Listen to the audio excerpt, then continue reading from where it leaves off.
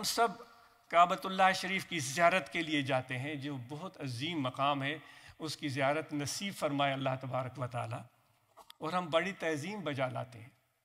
لیکن کعبۃ اللہ شریف اللہ تعالیٰ کی صفات کی تجلیات کا مرکز ہے۔ جو اللہ تعالیٰ کی صفات ہیں، رحیم ہے، رحمان ہے، کریم ہے، غفار ہے، یہ اللہ تعالیٰ کی صفات ہیں۔ ان میں سے چند صفات کی نزول کا مرکز ہے کعبۃ اللہ شریف۔ چند صفات کی نزول ان پر نازل ہوتی ہیں اللہ تعالیٰ کی طرف سے وہ صفات۔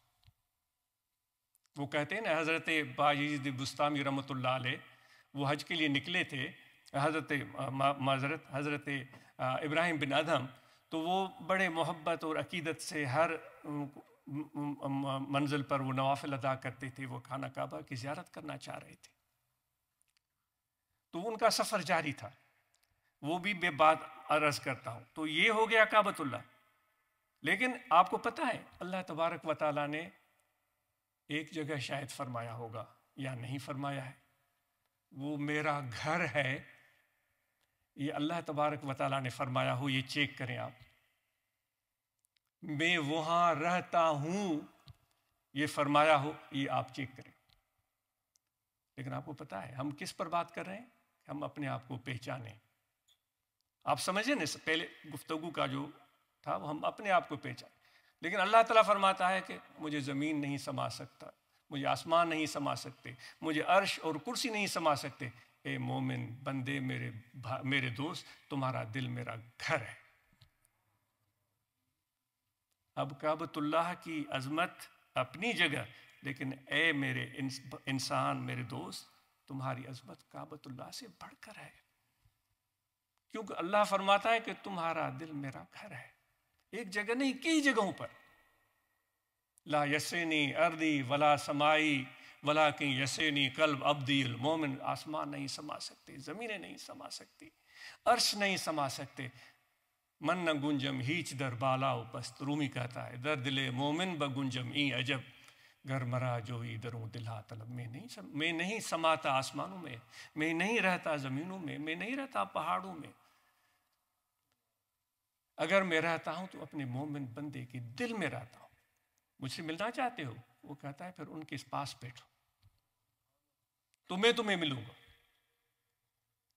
اور کتنی آسان چیز ہے، اور ہم اس کو کس تناظر میں کس طرف لے جاتے ہیں۔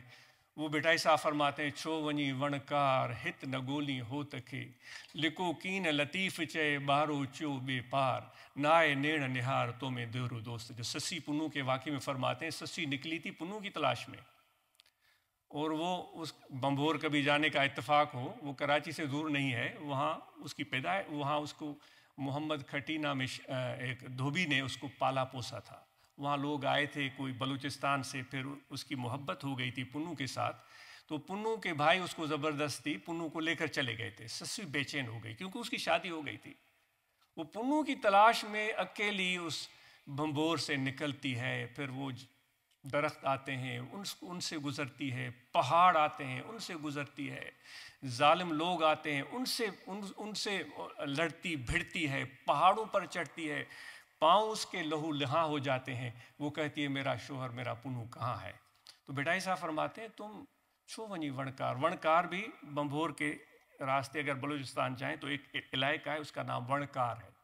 فرماتے ہیں تم ونکار میں کیوں بھٹکتے پھر رہے ہو؟ تم ہوت کو، اپنے پنو کو یہاں کیوں نہیں تلاش کرتے؟ وہ حدیث ذہن میں رکھیں کہ آسمان زمین مجھے نہیں سماتے، تم یہاں پر پنو کو، ہمارا بھی پنو ہے نا اللہ تعالیٰ کی ذات، جس کی تلاش، میری جو امید ہے کہ اس کی تلاش میں ہم یہاں بیٹھے ہوئے ہیں۔ کیوں جاتے ہو پوڑکار، کیوں جاتے ہو پہاڑوں کی طرف، کیوں جاتے ہو درختوں کی طرف، بھٹکتی پھرتی ہو، یہاں اپنے محبوب نہیں ڈھونڈتے ہو؟ ذرا جھانک کر تو دیکھو، تمہارے دل میں ہی تمہارا پنو بیٹھا ہوا ہے۔ تو یہ اے میرے بھائیو، یہ عظمت، یہ مقام ہے ایک انسان کا، اس کو سمجھنے اور پہچاننے کی آج ہمیں ضرورت ہے۔ ہم ورنہ تو پھر زندگی کے بہت بڑے مقصد کو ہم بھول جائیں گے۔ تو یہ جو ہم محفل جو آیت کریمہ میں نے عرض کی کہ اللہ تعالیٰ فرماتا ہے میں نے جن اور انسان کو نہیں تخلیق کیا ہے مگر اس لیے کہ میری عبادت کریں. ابن عباس رضی اللہ تعالیٰ عنہ جو سب تفسیر کرنے والوں کے سردار ہیں وہ یعبدون کا معنی کرتے ہیں یعرفون. میں نے اس لیے انسان اور جنوں کو پیدا کیا ہے کہ مجھے پہچاننے کی کوشش کریں. کیا ہم نے پہچاننے کی کوشش کی ہے؟ وہ طوطے کی طرح رٹے رٹائے ہم نے سجدے رکوع تو سیکھ لیے ہیں اور وہ جاتے ہیں وہ مسجد میں یا گھر میں وہ رکوع سجود تو کر لیتے ہیں لیکن وہ پہچان کہاں ہے خدا کی؟ وہ پہچاننے والا راستہ ہم کب پکڑیں گے تاکہ ہم خدا تک پہنچ سکیں؟ وہ خدا فرماتا ہے کہ میں تو تمہارے ساتھ ہوں. وَهُوَ مَعَكُمْ أَيْنَمَا كُنْتُمْ. تم تو کبھی شمال چلے جاتے ہو کبھی جنوب کبھی مشرق کبھی مغرب میں تو تیرے ساتھ ہوں. تم مجھے جانتے نہیں ہو تم مجھے جانتے نہیں ہو. تو یہ چیز جو ہے یہ اولیاء اللہ کی صحبت سے ملتی ہے. اور آج ہم بڑے خوش قسمت ہیں نہ صرف مرد حضرات خواتین آئی ہوئی ہیں اور پہچاننے کی جو بات آ گئی تو پھر اس میں ذمہ داریاں بھی انسان کی وہ بھی شامل ہو جاتی ہیں کہ نہ صرف اپنے مالک کو پہچانے بلکہ مالک نے جو ہمیں ذمہ داریاں دی ہیں ان کو بھی پہچانے.